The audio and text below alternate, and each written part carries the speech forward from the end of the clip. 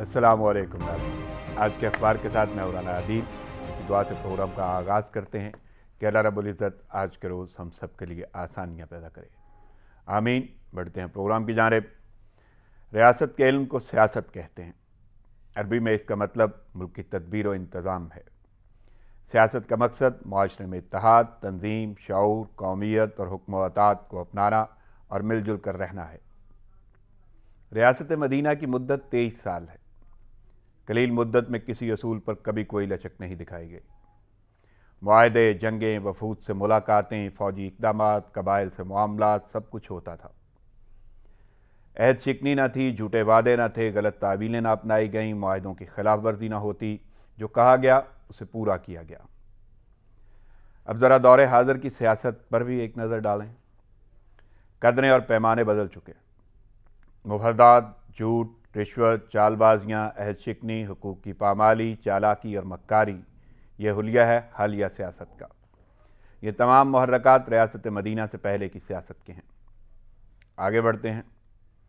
काफ़िले, protocol, ठाट बाट, नारे, कसीदे, गाड़ियाँ, जलसे, जलूस, सलामियाँ, ज़हराने और इशाइये, ये हैं आज के अहले सियासत के लवाजमात, जिनसे किसी सूरत इनहराफ नहीं किया जा सकता। आम आदमी की भूख बढ़ गई, अशियाए ज़रूरिया पहुँच से बाहर हैं। पेट्रोल कभी मिलता नहीं, कभी महंगा मिलता है। बिजली आती नहीं, बिल आ जाते हैं। गैस भी जुज़वी मैसर है। अरकान असम्बली के लिए अवाम क्या सोचते हैं, बस इतना कहूँगा कि बकौल शायर, अपने कौल वफा को भूल गए, तुम तो बिल्कुल खुदा को भूल गए। रियासत से ज़्यादा अहम इक़्तिदार और कुर्सी हैं।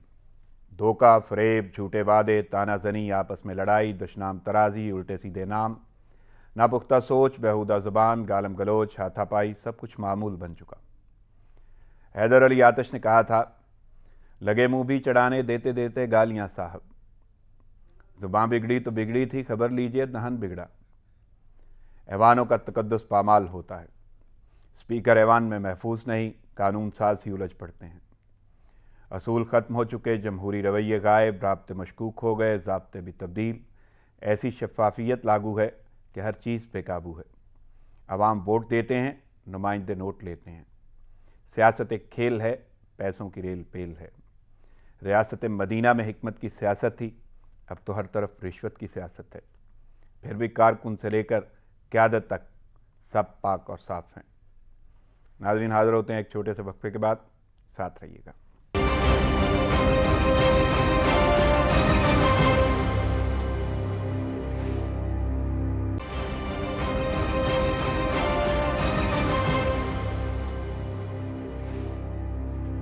वेलकम बैक नाज़रीन खबरों और तजियों का सिलसिला शुरू करते हैं, लेकिन उससे पहले मेहमान शख्सियात का तारुफ आपके सामने रख दूँ। मेरे साथ दो शख्सियात मौजूद हैं, स्टूडियो में मौजूद हैं। बड़ी हमजह शख्सियत है, हालात हाज़िर पर बड़ी गहरी नज़र है। सहाफ़त, शोबा सहाफ़त से उनका ताल्लुक़ है। PhD scholar in media sciences, तजियाकार सोफ़िया सिद्दीकी साहिबा। अस्सलाम वालेकुम सोफ़िया। वालेकुम अस्सलाम। मैं अपनी दूसरी शख्सियत का तारुफ नाज़रीन आपके सामने करा दूँ, और वो मेरे साथ ऑनलाइन मौजूद होंगी। शोबा वकालत से उनका ताल्लुक़ है, माहिर कानून है, हालात हाज़िरा पे बड़ी गहरी नज़र रखते हैं, तजियाकारी में महारत है। मेरे साथ मौजूद है माहिर कानून और तजियाकार जनाब वक्कास अब्रेज़ खान साहब। अस्सलाम वालेकुम वक्कास। जी, वालेकुम अस्सलाम। आपकी शिरकत, वक्त और तजिए का भी शुक्रिया, और सोफ़िया आपकी आमद का शुक्रिया। चलते हैं अखबारात की जानिब। सबसे पहली खबर जो लीडिंग स्टोरी है, सेनेट इंतखाबात का चर्चा है, लेकिन उसके साथ और बड़े चर्चे बढ़ गए हैं। 2018 के सेनेट इंतखाबात में वोट को कैसे इज्जत दी गई, वीडियो सामने आ गई। PTI के MPs बिके, खैबर पख्तूनख्वा में नोटों की चमक दिखाकर ज़मीर खरीदे गए।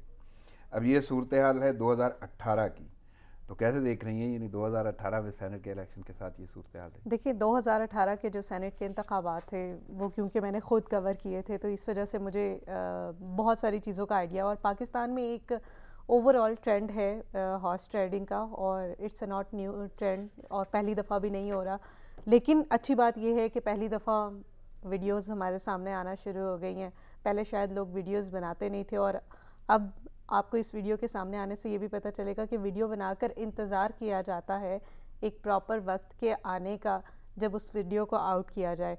तो ये तमाम मैसेजेस हैं बेसिकली, जो लोगों को ये बताते हैं कि हम में से कोई भी, और पर्टिकुलरली जो पार्लिमान हैं या पार्लिमान के मेंबर्स हैं, उनके जो निजी महफ़िलें हैं जिनको वो काफ़ी सिक्योर समझ के हर तरह के इक़दामात करते हैं, वो उस तरह से उतनी सिक्योर नहीं हैं। On the other side Pakistan के लोगों के लिए ये एक मैसेज है कि जो तमाम मेंबरान आपके सामने आपके वोट के कसीदे गाते हैं, वो उससे पीछे नोटों के लिए काम कर रहे होते हैं। और ऐसी तमाम सूरत हाल में लोगों को जो चीज़ करनी चाहिए वो ये है कि शायद हमें अपने वोट का दुरुस्त इस्तेमाल करने के लिए अपने हक़ को इस्तेमाल करना चाहिए। अगर हम ये नहीं कर पाए तो हमेशा से ये जो हॉर्स ट्रेडिंग का सिलसिला है वो चलता रहेगा। नीदर आपका जो प्राइम मिनिस्टर है नॉर आपकी जो सारी की सारे इदारे हैं वो इसके ऊपर इफेक्ट हो सकते हैं। जब तक लोगों में लालच रहेगा, देखिए वो भी तो एक लेकिन पॉलिटिकल एक स्टंट बड़ा था ना, जब अहम वज़ीर नुक्ता आज़म है। अदील जब वज़ीर आज़म 50 करोड़ की इलेक्शन से पहले ऑफ़र कर रहे हैं तमाम पार्लियामान को कि हम आपको तरक्याती बजट देंगे। ये तरक्याती बजट वही तरक्याती बजट है जिनके लिए इमरान खान कहते थे कि ये क्यों दिए जाते हैं, कहाँ इस्तेमाल होते हैं। तो ये हॉर्स ट्रेडिंग में नहीं, इस्तेमाल होते अहम हैं बात तो ये बेसिकली। है कि ये पीटीआई के रहनुमा हैं, पीटीआई के यूँ कहने के एमपीएस हैं। और जहाँ तक मैं जानता हूँ जो मंजर आम पे बातें आई हैं वो अपनी जगह पे है कि वो डिनाई करते हैं जो भी सूरत हाल है, लेकिन वज़ीर आज़म इससे पहले इसका इंकशाफ कर चुके हैं। बिल्कुल ऐसे ही है। लेकिन इसके बावजूद एक शख्सियत ऐसी है, मैं अगली हेडलाइंस आपके सामने रखूँगा कि वज़ीर कानून खैबर पख्तूनख्वा सुल्तान मोहम्मद खान मुस्ताफ़ी हो गए। जी, ये भी उस वीडियो में शामिल है। बिल्कुल ऐसे ही ठीक है। है, और उसके बाद ये वज़ीर कानून भी बने और वीडियोस का जिक्र वज़ीर आज़म पहले भी कर चुके। तो आपको नहीं लगता कि कहीं ना कहीं पीटीआई की साख भी मुतासर हुई? बिल्कुल पीटीआई की साख इसलिए मुतासर हो रही है कि पीटीआई फ्रंट पर आकर या आवाम के सामने वो इस बात का कहते हैं कि हम तो इन तमाम चीज़ों में शामिल ही नहीं हैं, हम बहुत बाइंसाफ़ लोग हैं, हमारा जो नहीं, इसमें तो नाम शक नहीं, है वो भी तहरीक बहुत इंसाफ अच्छा है। है। बिल्कुल तहरीक इंसाफ है, तो उस तहरीक में इंसाफ के तकाज़ों को मद्देनज़र रखा जाता है। जो जिन लोगों को इलेक्शन में खड़े होने के लिए नामज़द किया जाता है पीटीआई की जानिब से, उनके लिए भी तहकीकात की जाती है। ये तमाम दावे पाकिस्तान तहरीक इंसाफ के हैं, लेकिन ऑन ग्राउंड हमें ये नहीं नज़र आता, इसलिए क्योंकि हमारे यहाँ एक कदर मुनाफ़कत पाई जाती है इन तमाम चीज़ों में। नहीं तो कुछ और टिल अफराद दैट निकाले टाइम भी तो गए पीटीआई के, यानी देखिए इसी निकाले हॉर्स भी ट्रेडिंग गए, के आप सिलसिले सिर्फ में। इसको ना देखें, पहले भी निकाले गए थे ना पीटीआई के कुछ लोग बिल्कुल और वो दोबारा लाए भी गए। बिल्कुल। तो अकोमोडेशंस तो हमेशा से चलती रहती है, आप देख लीजिएगा अभी 2 साल 2.5 साल बाकी है, कहीं ना कहीं मौसूफ चले खैर लेट्स सी होंगे। क्या होता है। मैं ज़रा वकास की जानिब चलता हूँ। वकास, हॉर्स ट्रेडिंग का मामला है, सेनेट का मामला, सेनेट के इंतखाबात आने वाले हैं और लेकिन उससे पहले बहुत कुछ सामने आना शुरू हो गया। एक वीडियो मंजरेआम पे आई है जिसमें पीटीआई के एमपीएस जो हैं वो बिके हैं, खैबर पख्तूनख्वा में नोटों की चमक दिखाकर ज़मीर खरीदे गए। तो कैसे देख रहे हैं इस सारे मामले को? अदील, सबसे पहले तो मैं कहना चाहूंगा कि शाह बिकते हैं, फकीर बिकते हैं, यहाँ सगीरो कबीर बिकते हैं, कुछ सरे बाजार, कुछ पसे दीवार, इस शहर में जमीर बिकते हैं, यहाँ तहजीब बिकती है, यहाँ फरमान बिकते हैं, तुम दाम तो बदलो, यहाँ पे ईमान बिकते हैं।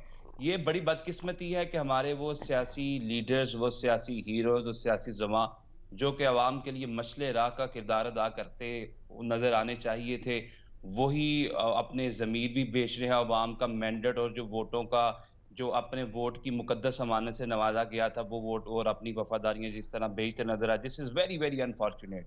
दूसरी बात ये है कि आपके प्रोग्राम की तवज्जुह से मुतअद्दिद बार हमने इस चीज के बारे में बात की है कि सेनेट के जो इंतखाबात हैं that must be made through the open ballot paper. और जिस तरह पीटीआई ने भी इस हवाले से बात की और इस हवाले से कॉन्स्टिट्यूशनल अमेंडमेंट भी 26वीं तरमीम के हवाले से भी उन्होंने एक प्रपोज किया, at the same time ordinance भी पास किया। आपके प्रोग्राम के तवज्जुह से हमने मुतअद्दिद बार इस इशू पे बात की और कल की वीडियोस के बाद ये चीज रोजे रोशन की तरह यहाँ हो गई कि पाकिस्तान के अंदर सेनेट के जो इंतखाबात हैं इसमें लोगों के बिल्कुल जो एमपीएस हैं, जो हमारे रूलिंग इवन के मिनिस्टर्स के भी बीच में नाम आए और लोगों ने देखा भी। लिहाजा ये ओपन बैलेट पेपर के थ्रू ही होना चाहिए और जो पीटीआई की गवर्नमेंट की तरफ से काविशें की जा रही थी वो बिल्कुल दुरुस्त सिमत में की जा रही थी, क्योंकि इसमें कोई दो राय नहीं है कि हॉर्स ट्रेडिंग पाकिस्तान के सेनेट के इंतखाबात के अंदर बहुत ज्यादा तूल पकड़ चुकी है और बहुत ज्यादा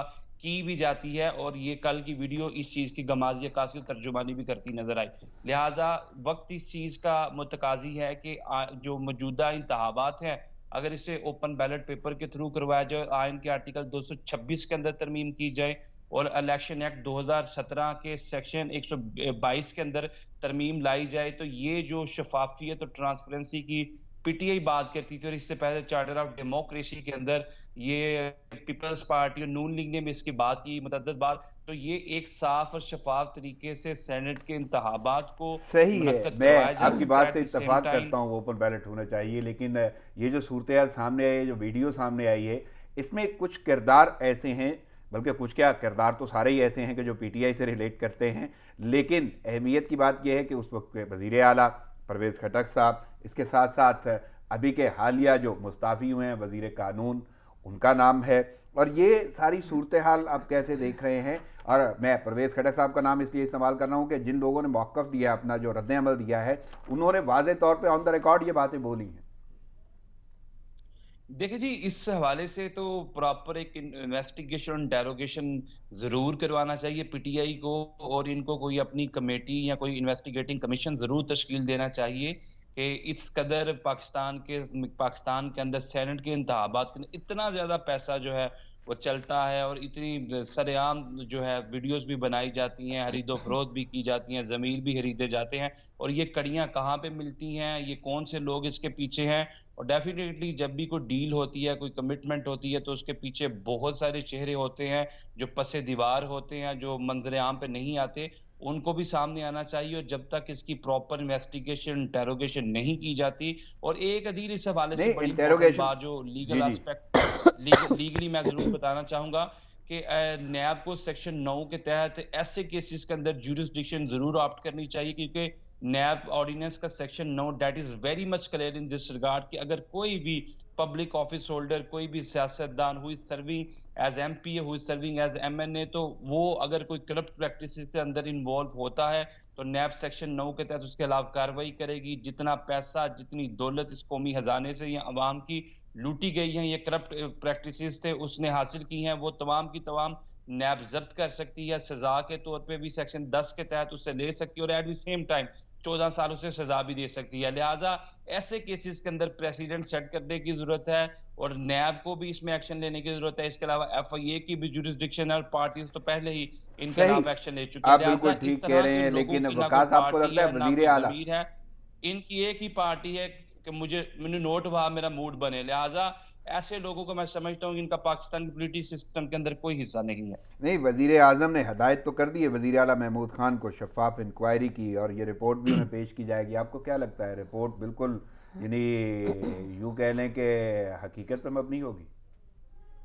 देखिए, इससे पहले भी जब आपको याद होगा कि गुज़िश्ता सेनेट के इंतखाबात के अंदर इन्होंने अपने कुछ मेंबर्स प्रोविंशियल असेंबली जो केपीके से थे, उन्होंने उनको ज़रूर निकाला था। और अगर इमरान खान की एक बात तो हमेशा तस्लीम की जाती है कि इस तरह के मामलात में वो कभी भी इस तरह की सिचुएशन को नेगेट या इग्नोर नहीं करते, और उसमें हमेशा फ्रंट फुट पे आके वो खेलते हैं। और यही एक्सपेक्ट किया जा रहा है इस मामले में भी कि साफ, शफाफ और एक transparent, free, fair inquiry commission बनाया जाएगा, जिसका मकसद ये होगा कि पाकिस्तान की सियासत से इस तरह के गंदे अंडे उठा के बाहर फेंके जाएं, और ये इस निज़ाम के अंदर साफ, शफाफ, अवामी नुमाइंदे जो हैं वो मुंतखब किए जाएं। सही। सोफिया, आपको क्या लगता है, जिस इंक्वायरी की हदायत की गई है वज़ीर आला को, वज़ीर आला केपी को, वो आपको लगता है कि वाकई शफाफ, साफ और हकीकत पर मबनी? अदिल, एक चीज़ मैं मानती हूँ, पाकिस्तान तहरीक इंसाफ अब तक शुगर के का इशू हो या कोई और इशू हो, बिजली का आप देख लें, उससे पहले पेट्रोल प्राइसेस के हवाले से एक रिपोर्ट आई, तो जब भी कमीशन बने हैं उन कमीशंस की जो रिपोर्ट आई हैं वो बहुत अच्छी थी, मतलब वो बहुत बैलेंस थी अगर उनको दूसरे अल्फाज में कहा जाए। लेकिन जो अलमिया है वो ये है कि उनके ऊपर उस तरह से इम्प्लीमेंटेशन हमें नज़र नहीं आई कि अगर आप लेट्स सपोज के हम यहाँ पे देख रहे हैं कि वज़ीर कानून को फारिग भी कर दिया गया है, उनके ओहदे से हटा भी दिया गया है। इसी तरह हमने पहले देखा था कि खुसरो बख्तियार को उनकी पोजीशन से हटा दिया गया था, लेकिन अल्टीमेटली पहले भी मैंने कहा था कि तब्दीली के बाद एक और तब्दीली आती है, और वो तब्दीली ये होती है कि उनको किसी और जगह पर एडजस्ट कर दिया जाता है। लेकिन जब तक पाकिस्तान का निज़ाम, जिस तरह अभी बैरिस्टर साहब भी कह रहे थे कि जब तक आप इस निज़ाम को बेहतरी के तरफ नहीं लेकर जाएंगे और शफाफियत को यकीनी नहीं बनाएंगे, यकीनन आवाम तक उसके समरात नहीं पहुँचना शुरू होंगे।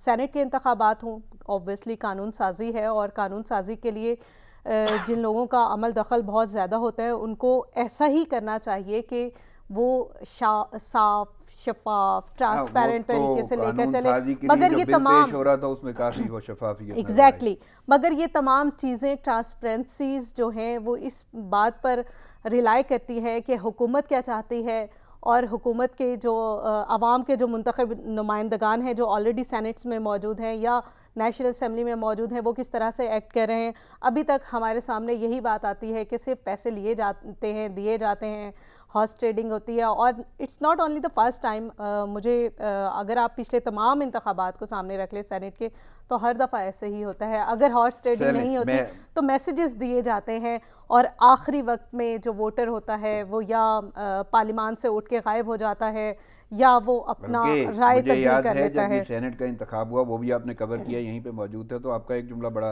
ज़बरदस्त था कि आपने ये बोला था कि हाउ इज इट पॉसिबल कि जिन्होंने कानून साजी करनी है वो गलत मार्क करते रहे, बिल्कुल उन्हें वोट डालना तक नहीं आता। एग्जैक्टली तो वो ऐसे लोग भी, ये मैंने लास्ट टाइम आपको ये कहा था, तो ऐसे ही है कि अगर 6 वोटर्स के वोट जाया हो जाते हैं तो क्या वजह होती है, मतलब वो पढ़े लिखे लोग हैं। नहीं लगता कि शायद उन्हें पैसे लेने आते हैं? बिल्कुल उन्हें पैसे लेने आते हैं, वो मैसेजेस रिसीव करते हैं और मैसेजेस से डरकर अपने वोट तब्दील करते हैं। आपकी जानिब आता हूं। फर्रुख हबीब ने इल्ज़ाम लगाया है, कहते हैं कि मुल्क में करप्शन की बुनियाद रखने वाले नवाज शरीफ हैं।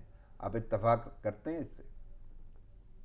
देखिए, this is a political statement और इससे मैं बिल्कुल इत्तफाक नहीं करता, क्योंकि पाकिस्तान के अंदर करप्शन जो है वो अगर हम देखें तो इब्तदाई अदवार से ही चलती आ रही है। 60 की दहाई से लेकर आज तक करप्शन जो है वो चलती आ रही है और अकाउंटेबिलिटी का जो प्रोसेस है पाकिस्तान के अंदर बदकिस्मती से वो नॉन ऑपरेटिव है। और इस हवाले से जो हमारा इन्वेस्टिगेशन इंटेरोगेशन का सिस्टम भी इतना ज़्यादा इफेक्टिव नहीं है कि किसी शख्स पे अगर करप्शन का एलिगेशन लगाया जाता है तो वो करप्शन का एलिगेशन वो विद इन टाइम या विद इन पैरामीटर या समरी प्रोसीजर के तहत प्रूव भी किया जा सके।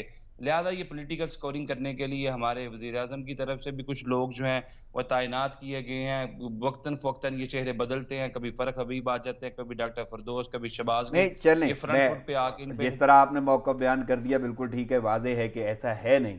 चलें, अगर उनकी बात मान ली जाए तो आपको क्या लगता है कि उसके बाद ये रवायत उन्होंने ही बरकरार रखी कि जरूर सब लोग करेंगे? आपको नहीं लगता? मैं अदील पहले तो इस बात से इत्तफाक नहीं करता। दूसरे नंबर पे ये है कि अगर आप किसी को करप्ट कहते हैं तो आप जरूर उस शख्स को कोर्ट ऑफ लॉ में साबित भी करें। चूंकि नवाज शरीफ साहब की जो मौजूदा सजाएं हैं वो वैसे ही उनको सस्पेंड कर दिया गया, he is not behind the bar. तो ये एक अलहदा डिबेट है। एट द सेम टाइम इसलिए मैं कह रहा था कि एक पॉलिटिकल स्कोरिंग के लिए स्टेटमेंट दी जाती है। और इसके अलावा अगर आप अदील देखें तो पाकिस्तान के अंदर पीपल्स पार्टी का दौर लेकर, नून लीग का दौर लेकर वज़ीर आज़म खुद इस चीज़ का एतराफ़ करते हैं, मौजूदा दौर की बात की जाए कि करप्शन तो मौजूद है। लिहाजा अगर ये कहा जाए कि ये साबका जितने हुक्मरान गुजरे हैं, नवाज शरीफ थे या आसिफ अली जरदारी थे, वो करप्ट थे और इनकी हुकूमत में बैठने वाले सब मौलाना हैं, मौलवी हैं, बड़े साफ शफाफ लोग हैं, नहीं जी, वो तो ये मौलाना कहना पे भी बेजा होगा। इल्जाम है। लिहाजा और जहाँ तक वज़ीर आज़म की बात है कि वो लिहाजा खुद मानते हैं, बल्कि वो माने या ना माने उन्हें तो शायद गलत ब्रीफ किया जा सकता है, लेकिन अब तो रिपोर्ट्स आ रही हैं, उन रिपोर्ट्स के बिना पे ऐसी सूरत हाल है कि करप्शन मौजूद क्या बढ़ गई है, उसके दर्जे बढ़ गए हैं। लेकिन मैं आगे चलता हूँ। सोफिया, आप क्या कहेंगी फर्रुख हबीब के बयान पे, बल्कि इल्ज़ाम पे कि जी ये जो मुल्क में करप्शन की बुनियाद रखने वाले नवाज शरीफ ही? मेरे ख्याल से नवाज शरीफ से पहले भी बहुत सारे लोग थे और बहुत सारी आमरीत भी रही होगी और वक्तन फ़वक्तन हमने एक निज़ाम बनाया, वो करप्शन का निज़ाम हो या एलीट्स को फ़ायदा देने का नुकसान हो। अब बात यहाँ पे आती है कि क्या पाकिस्तान तहरीक इंसाफ इस निज़ाम को ख़त्म करने में मौसर किरदार अदा कर रही है, तो इसका जवाब वाज़े तौर पे नहीं है। इसलिए क्योंकि पाकिस्तान तहरीक इंसाफ से पहले PMLN के टाइम में या पीपल्स पार्टी के टाइम पे जो काम चंद हज़ार रुपए की रिश्वत देकर हो जाया करते थे, अब वो लाखों की रिश्वत देकर भी नहीं होते, ऊपर से सिफारिश भी चाहिए होती है और सिफारिश भी एटलीस्ट प्राइम मिनिस्टर की चाहिए होती है। मतलब आप अगर छोटी सी एक तरफ आप इन्वेस्टर्स को बुला रहे होते हैं, और कल ही मेरी एक इन्वेस्टर से बात हो रही थी जो पाकिस्तान में बड़े पैमाने पर इन्वेस्ट करना चाह रहे हैं, लेकिन वो ये कहते थे कि उनकी वज़ीर आज़म से एक दफ़ा मुलाकात करवा दी जाए, क्योंकि चीफ सेक्रेटरीज़ ये कहते हैं कि जब तक वज़ीर आज़म का पैगाम नहीं होगा किसी किस्म की इन्वेस्टमेंट नहीं आएगी। बल्कि आपने इन्वेस्टमेंट का जिक्र कर दिया है तो मैं यहाँ पे ज़रा चेयरमैन नैब जो हैं जावेद इकबाल, उनका भी बयान सामने रख दूँ। उनका कहना है एक्चुअली वो तरदीद करते हैं इस बात की कि ये मौक़िफ़ अपनाया जाता है कि यहाँ से बिजनेसमैन उनकी पूछगछ की वजह से जा रहे हैं, जांच पड़ताल की वजह से जा रहे हैं। लेकिन उन्होंने बोला है कि नैब को बंद करने का फ़ायदा सिर्फ अशराफिया को है, कोई ऐसी बात नहीं है कि बिजनेसमैन हमारी वजह से जा रहे हैं। देखिए, बिजनेसमैन्स के लिए जो इशू है पाकिस्तान में वो ये है कि जब वो पाकिस्तान में इन्वेस्ट करना चाहता है तो सबसे पहले उसको टैक्स रिटर्न्स जमा करवाने पड़ते हैं। एक कंपनी जो बनी ही नहीं है उसके टैक्स रिटर्न्स कहाँ से आएंगे? फिर उनसे अब ये सवाल किया जाता है, जो कि पहले नहीं किया जाता था, कि आप जो इन्वेस्टमेंट लेकर आए हैं वो पैसे आपने कैसे अर्न किए हैं। तो इस वजह से भी इन्वेस्टर जो है वो रिलैक्टेंट हो जाता है कि मैं क्या बताऊं, हो सकता है मेरी जायदाद, वो ये सारे इन्वेस्टर्स वो तो नहीं है ना पाकिस्तान में जिन्होंने करप्शन के ज़रिए ही पैसे इकट्ठे किए हों। सो बिज़नेस कम्युनिटी को जिस तरह से उनके कागजात की जांच पड़ताल की जा रही है वो भी एक अलमिया है हम सब के लिए कि पहले कभी ये प्रोसेस नहीं होता था। ऑल्दो सिर्फ पाकिस्तान तहरीक इंसाफ नहीं, PMLN ने भी जो कवानीन बनाए थे FBR के, वो भी इन्वेस्टर्स के लिए नॉन फ्रेंडली थे, जिसकी वजह से पाकिस्तान में इन्वेस्टर नहीं आ रहा था। पाकिस्तान में सिक्योरिटी के कंसर्न्स हैं, पाकिस्तान में लॉ एंड ऑर्डर की सिचुएशन है। ऑन द अदर साइड आप देखें तो नैब और दीगर जो इदारे हैं FBR, अब वो अगर आप 5 लाख से बड़ी एक अमाउंट ट्रांजैक्ट करते हैं तो आपको मेजॉरिटी लोग ऐसे हैं जो ये कंप्लेन करते हुए नज़र आते हैं कि हम अपने ही अकाउंट से अगर पैसे निकालते हैं तो हमें FBR की तरफ से कॉल आ जाती है कि आपने ये पैसे क्यों निकाले हैं। दूसरे बयान की तरफ जाऊंगा, वो कहते हैं कि नैब को बंद करने का फ़ायदा सिर्फ अशराफिया को है। तो क्या अशराफिया से कुछ इन्होंने निकलवा भी लिया, यानी वो लोग भी तो शामिल हैं जिनके बारे में केसेस? अनफॉर्चुनेटली अगर आप नैब की ओवरऑल कंडीशंस को देखें तो हमें कुछ केसेस में हमें नज़र आता है जहां प्ली बार्गेन की सूरत हाल मौजूद थी और वहां पर नैब ने कुछ पैसे किसी भी अशराफिया से इकट्ठे किए होंगे। प्ली बार्गेनिंग भी नहीं। ओवरऑल नैब की परफॉर्मेंस आप इस तरह से देखें, सिवाय सियासी हथकंडों के हमें नैब उस तरह से नज़र नहीं आता। नैब अगर अक्रॉस द बोर्ड अकाउंटेबिलिटी करता है तो डेफिनेटली उसके रिजल्ट बहुत मुख्तलिफ होंगे, जो कि अभी तक नहीं हो रहे हैं। अभी तक तो सिर्फ सियासी जमातों को निशाना बनाया जाता है, सियासी जमातों की करप्शन सामने लाई जाती है और वो सिर्फ सामने आई है, यानी अभी तक जितने वो सामने आई हैं और उनमें से किसी भी चीज़ के जो प्रूफ मौजूद हैं वो नहीं है, या अगर प्ली बार्गेन के भी उस पे जाते हैं, दौलत वापस आई ना, कोई अभी तक वो सूरत हाल मंजर आम पे आ रही है कि वो सजाएं वैसे हों। इंटरनेशनली जो पैसे पाकिस्तान से बाहर चले गए हैं वो तो वापस नहीं आ सकते, क्योंकि अभी तक हम इंटरपोल के साथ किसी एग्रीमेंट पर नहीं पहुंचे हैं जिसके जरिए से इंटरपोल के जरिए से अमाउंट को वापस लाया जा सके। जितने भी बयानात आते हैं वो बस सियासी हैं। जी, मेजॉरिटी जो बयानात है वो सियासी है। नैब अपनी साख्त को बेहतर करना चाहता है और दूसरी तरफ नैब ही की ये ख्वाहिश है कि उनके जो मामलात हैं वो इसी तरह से चलते रहे, क्योंकि ऑब्वियसली एक ना एक बंदा तैनात होता है, एक पावरफुल सीट होती है, तो वो किसी ना किसी को अकोमोडेशन के लिए इस्तेमाल होती है। वकास से पूछ लेता हूँ, बैरिस्टर हैं वो, उनसे कानूनी राय लेते हैं। चेयरमैन नैब का बयान सामने आया है, वकास कहते हैं नैब को बंद करने का फ़ायदा सिर्फ अशराफिया को है। इसका मतलब है कि यानी वो अशराफिया को कहीं ना कहीं कटहरे में लाए हुए हैं और उनसे बहुत कुछ लिया जा चुका है, या उनकी पूछगछ हो रही है, जाँच हो रही है। और दूसरा, उन्होंने प्ली इसलिए अपनाई थी कि ये कहा जाता था कि नैब की वजह से जो है बिजनेसमैन जो हैं वो नहीं आ रहे या जा रहे हैं या रूट गए हैं मुल्क में इन्वेस्टमेंट के हवाले से। तो कैसे देख रहे हैं इस बयान को? देखिए दिल, मैं इस बात से एग्री करता हूं, और चेयरमैन नैब की ये जो स्टेटमेंट है, मैं बिल्कुल, ये हकीकत है, इसके अंदर कोई दो राय नहीं है। वो इसलिए, और मैं हमेशा ये बात करता हूं कि जब नाखून बढ़ते हैं तो नाखून काटे जाते हैं, उंगलियां नहीं काटी जाती, ना हाथ काटे जाते हैं। अगर नैब के अदारे के अंदर या नैब के इन्वेस्टिगेशन इंटेरोगेशन के सिस्टम के अंदर कुछ जोल हैं, कुछ लूप होल्स हैं, तो उसको दुरुस्त करने की ज़रूरत है, उसमें रिफॉर्म्स लाने की ज़रूरत है, बजाय इसके कि नैब के अदारे को बंद करने की बात की जाए। अगर नैब का दायरा बंद किया जाएगा तो बेहंगम आज़ादी मिल जाएगी, और छुतर बेमुहार की तरह वो करप्ट लोग इस मुल्क को दिन दुगना रात चुगना लूटेंगे, जो पहले भी नैब के केसेस के अंदर मतलूब हैं, मुलव्वस नजर आए मुख्तलिफ जगहों पे करप्ट प्रैक्टिसेस के अंदर। लिहाजा एक यार्डस्टिक ज़रूर होनी चाहिए, एक ऐसी अथॉरिटी ज़रूर एग्जिस्ट करनी चाहिए जो इन लोगों को जो है स्टिक हार्डन हैंड्स के साथ डील करे। वो इसलिए कि ये वो लातों के भूत हैं जो बिल्कुल बातों से नहीं मानते, और पाकिस्तान के अंदर जो निज़ाम इंसाफ है उनके अंदर उनसे बच निकलने के लिए इनके पास बहुत सारे रास्ते हैं। लिहाजा जो नैब की कार्रवाइयाँ हैं और जो इंटरनेशनल ट्रांसपेरेंसी की रिपोर्ट, जिसमें करप्शन के इंडेक्स में वो के पाकिस्तान को 4 दर्जे मजीद ऊपर लाया गया कि पाकिस्तान में करप्शन बढ़ी है, उसी इंटरनेशनल ट्रांसपेरेंसी की रिपोर्ट के अंदर नैब की किसी हद तक तारीफ भी की गई है। पाकिस्तान के अंदर नैब ने जो इस कौम की लूटी हुई दौलत थी उसको कौमी खजाने में जमा करवाने के लिए, उन लोगों को कन्विक्ट करने के लिए बहुत ज्यादा एफर्ट्स किए हैं। लिहाजा हमारे मुल्क की जो सुप्रीम कोर्ट की और आला अदलिया की जो ऑब्जर्वेशंस हैं, जो रिमार्क्स हैं, वो एक तरफ हैं, लेकिन इंटरनेशनल कोर्ट्स हैं जो, या इंटरनेशनल जो इस तरह के अदारे हैं इन्वेस्टिगेशन, इंटेरोगेशन के हवाले से जो अपनी रिपोर्ट्स एनुअली रेंडर करते हैं, उनको एक नज़दीक नैब की अच्छी कारकर्दगी और चेयरमैन नैब सही। की भी अपनी रिपोर्ट जो प्रेसिडेंट को पेश की गई, अगर उसके मुताबिक भी देखा जाए तो नैब ने 153 बिलियन रुपीस जो थे वो कौमी खजाने में जमा करवाया, जो 153 अरब रुपए बनते हैं। और eight the same time Adeel एक और बात करना चाहूंगा कि नैब की जो कारकर्दगी है, इसमें 120 करोड़ के क़याम की तो बात कर दी गई थी, इंफ्रास्ट्रक्चरल बिल्कुल। चेंजेस और इसकी कैपेसिटी बिल्डिंग की बात कर दी गई थी, लेकिन वो वज़ारत कानून में समरी पड़ी है। इस पे सोच विचार और डेलिब्रेशन करने की ज़रूरत है।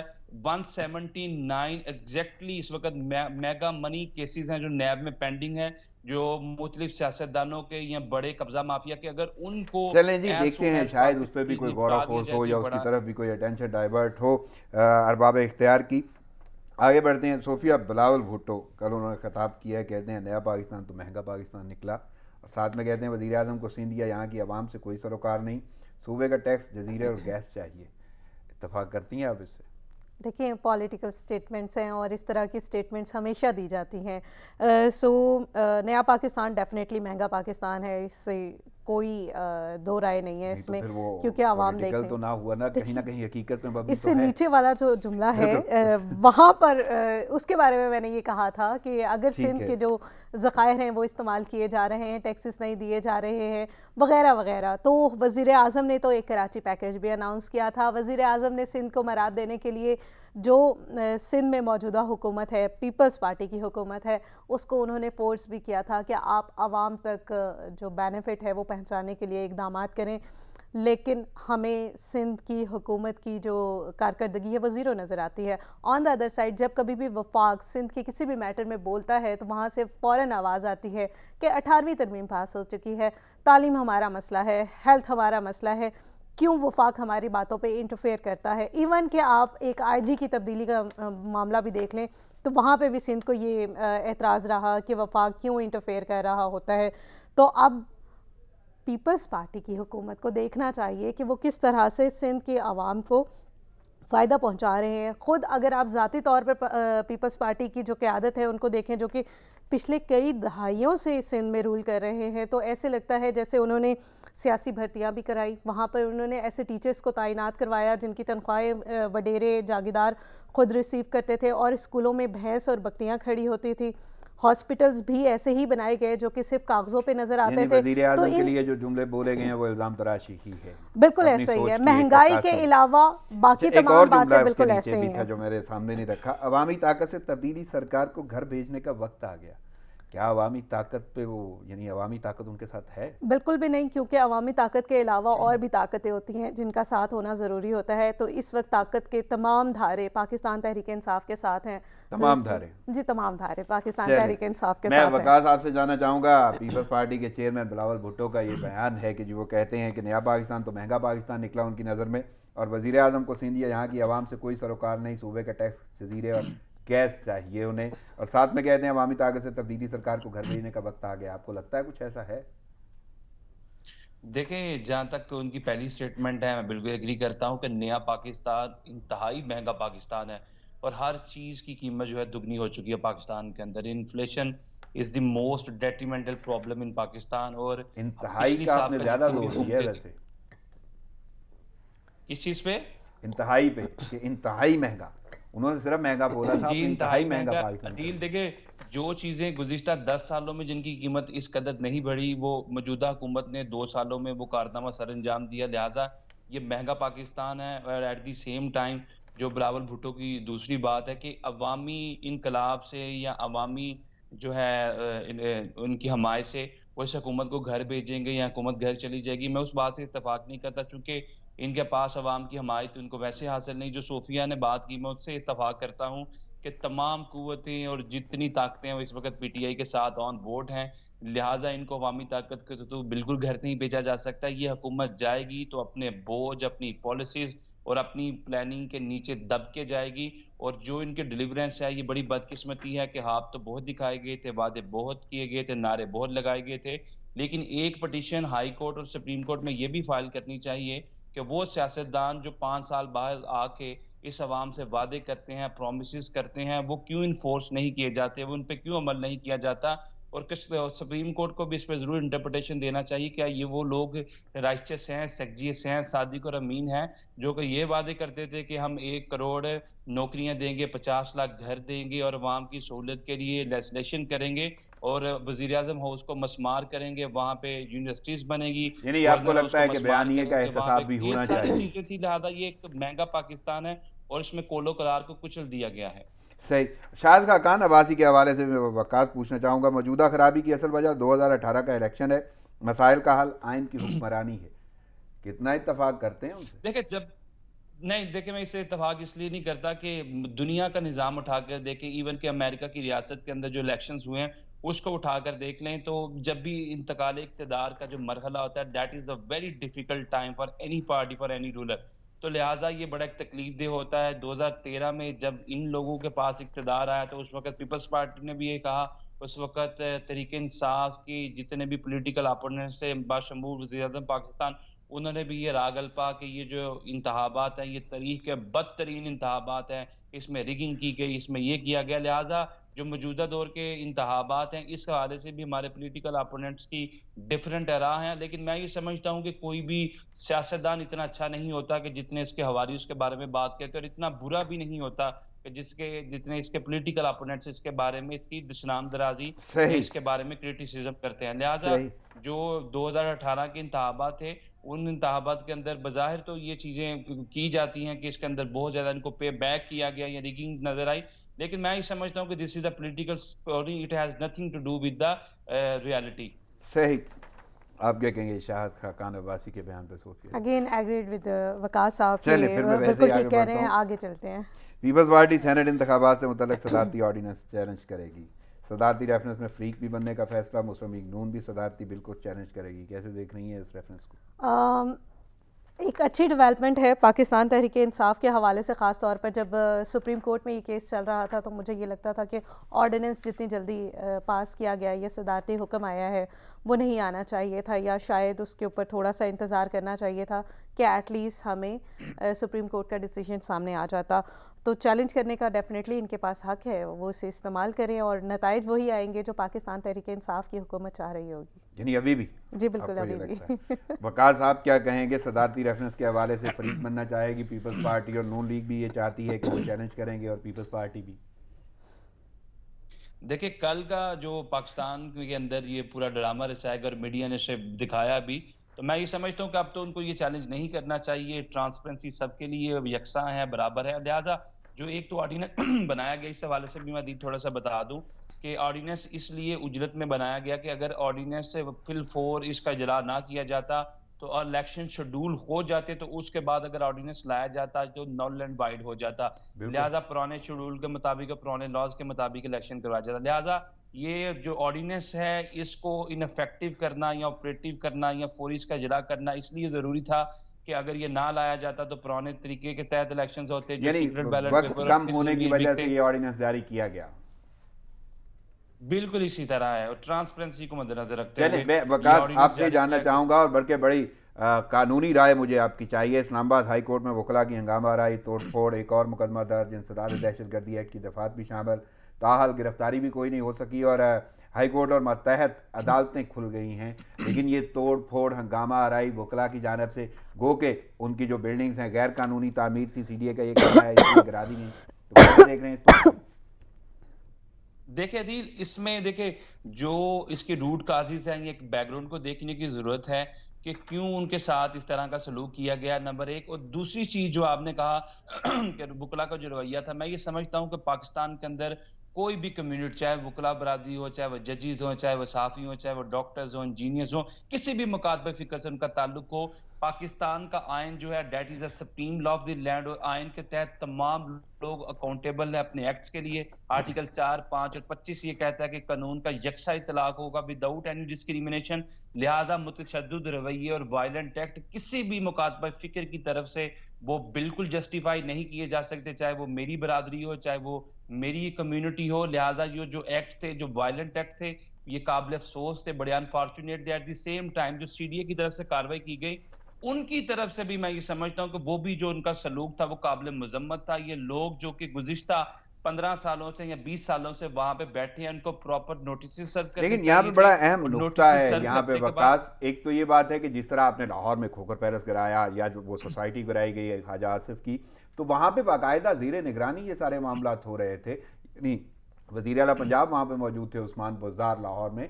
तो यहाँ पे आपको नहीं लगता कि वज़ीर दाखिला होते या कोई ऐसी सूरत हाल होती, या ये तमाम मामला अगर आप रात के वक्त में कर भी रहे हैं तो सुबह को आपको नहीं पता था कि लॉ एंड ऑर्डर की सिचुएशन बदल सकती?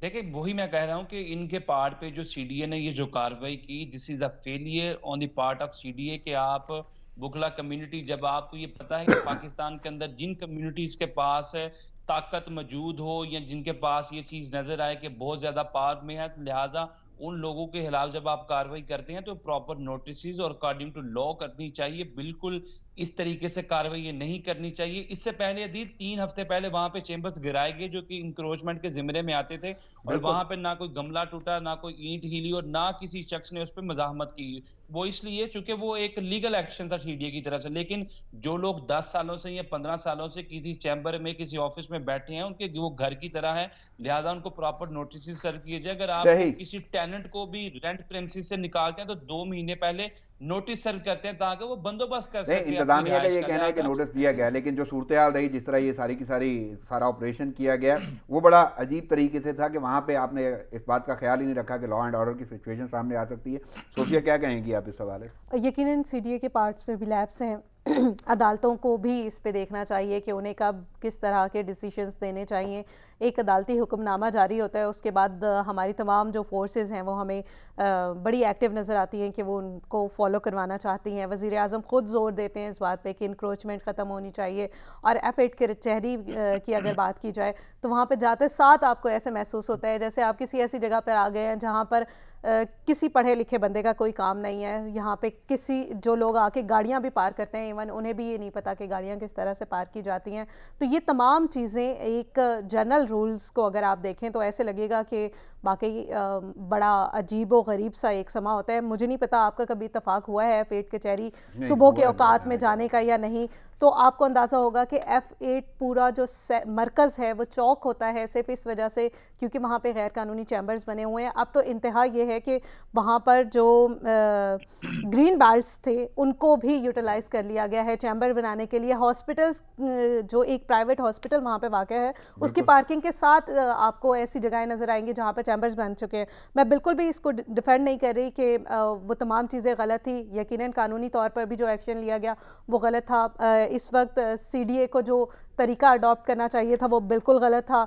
लेकिन हमने जो अदालतों की तौहीन देखी, अदालतों के हुक्म का तौहीन देखा, वो भी कानून नाफिज करने वालों के इदारों की तरफ से वो बिल्कुल एक गलत चीज़ है। ऑन द अदर साइड आप देखें कि यहाँ पर रहनुमाओं को नहीं बताया जाता। आज सरकारी मुलाजमीन का जो प्रोटेस्ट होना था, रात गए इस्लामाबाद से तमाम यूनियंस के जो हेड हैं उनको गिरफ्तार कर लिया गया है। तो ये तमाम चीज़ें एक सवालिया निशान है कि हुकूमत क्या करना चाहती है। मैं ज़रा आगे बढ़ता हूँ क्योंकि मेरे पास वक्त महदूद है। वज़ीर आज़म की जानिब से अरकान असम्बली को तरक्याती फंड जारी करने का मामला, चीफ जस्टिस की सरबराही में बेंच आज समाअत करेगा, क्या लगता है? क्योंकि ये है तो ये कानूनी कार्रवाई और लेट्स सी कि क्या होता है। मेरे ख्याल में इसके ऊपर कमेंट करना बिल्कुल एक वो चलें। इलेक्शन कमीशन में फैसल वाडा के खिलाफ नाअहली केस, बार बार अल्तवा पर वफाकी वजीर को 50,000 रुपये जुर्माना ज़ाती हैसियत में तलब कर लिया गया। डेफिनेटली ये एक अच्छी चीज़ है कि जब वो तमाम लोग जो कि पार्लियामान का हिस्सा हैं और कवानीन को तोड़ने में का वो दे रहे हैं, तो मैसेजेस आवाम की तरफ ये जाता है कि शायद ये तमाम लोग कानून को नहीं मानते। तो ये एक अच्छी चीज़ है। यकीनन उनको कानून का सामना करना चाहिए। कमीशन में फैसल वाडा के खिलाफ नाअहली केस है, बार बार अल्तवा पर वफाकी वजीर को 50,000 रुपये जुर्माना और ज़ाती हैसियत में तलब कर लिया गया है। देखिए अदील, हमारी कोर्ट्स के साथ जो एक स्टिग्मा अटैच किया जाता है कि ये डिस्क्रिमिनेशन करते हैं अमीर और गरीब के अंदर, ताकतवर कमज़ोर के अंदर, मैं समझता हूँ इसे डिस्पेल करने की ज़रूरत है। और इस तरह के केसेस जो हैं, खासतौर पे जो इलेक्शन कमीशन ऑफ पाकिस्तान में पेंडिंग है, इनके पास अथॉरिटी भी है, पावर भी है, इनको फिलफोर इस तरह के केसेस को समरी प्रोसीजर के थ्रू डिसाइड करना चाहिए। अगर कोई शख्स नहीं आता तो उसकी बिल्कुल सर्जनिश भी करनी चाहिए। जो जुर्माना आयद किया गया है बिल्कुल दुरुस्त कार्रवाई की गई है। और इस तरह के केसेस के अंदर जब हमारी इलेक्शन कमीशन ऑफ पाकिस्तान इसको फरोशियसली और इसको एक्सपीडिशियसली डिसाइड करेंगे तो अवाम में एक तासुर जाएगा कि हमारी अदालतें या हमारे जितने भी जुडिशियल फोरम्स हैं including election commission of Pakistan, वहाँ पे कोई इम्तियाज़ या कोई तफरीक या कोई फ़र्क रवा नहीं रखा जाता, जो कि एक हेल्दी जेस्चर होगा। सही। सोफिया, कोर कमांडर्स कॉन्फ्रेंस, मुल्क खत्ते और बॉर्डर्स की सिक्योरिटी की सूरत का जायज़ा लिया गया। भारतीय वज़ारम सहित कश्मीरियों की हमायत जारी रखने का आदा भी किया गया। कैसे देख रही हैं कॉन्फ्रेंस? बहुत इम्पॉर्टेंट कॉन्फ्रेंस थी इस लिहाज से कि इंटरनेशनल जो पाकिस्तान में इस वक्त सिचुएशन डेवलप हो रही है उसके ऊपर ख़ासी लंबी चौड़ी ब्रीफिंग दी गई थी इसमें, और बताया गया था कि पाकिस्तान के बॉर्डर्स पे क्या सूरत हाल है। कश्मीर के हवाले से खुसूसी नैरेटिव इस्तेमाल किया गया और वो हमारे सामने भी आया, जो कि जनरली अगर डिस्कशन की भी जाती है तो वो मैसेज हमारे सामने नहीं आता। तो ऑन द अदर साइड ये एक मैसेज है कि पाकिस्तान तहरीक इंसाफ अकेली नहीं है, बल्कि मिलिट्री भी पाकिस्तान तहरीक इंसाफ के इस मौक़िफ़ को सपोर्ट करती है कि कश्मीरियों की जहाँ तक हिमायत होगी पाकिस्तान, हुकूमत पाकिस्तान, सफारती, सियासी और अगर इसको आप मिलिट्री की सतह पर भी देखें तो इसके ऊपर पाकिस्तान की जो अफवाज हैं वो कश्मीरियों का साथ देने के लिए साथ खड़ी नजर आएंगे। वक्त की किल्लत के बाद मुझे इजाज़त लेना होगी। सोफिया, आपकी आमद का शुक्रिया। वकास, आपकी शिरकत वक्त और तजिए का शुक्रिया। नाज़रीन, प्रोग्राम का वक्त खत्म हुआ चाहता है, मुझे इजाज़त दीजिए। दुआओं में याद रखिएगा। अल्लाह ने